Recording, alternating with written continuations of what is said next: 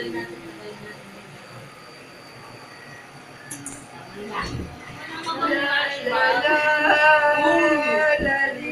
yung galawin muna, mama. Hindi yan mapipicturan.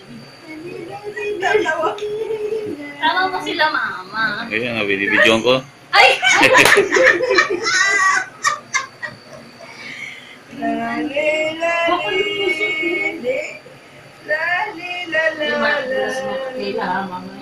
Oo nga. Hinahawakan. Lagyan niya ng konsal. Hindi, hinahawakan mo.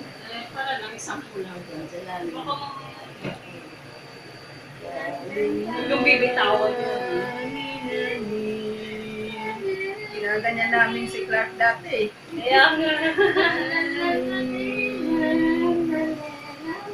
Baka mapunit yung kuko. Siya.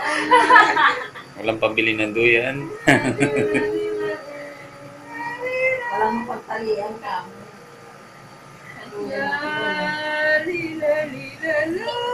Ilit naman sa taas pag doon. Yung biktima. Yung mga suspect. Ganit ka.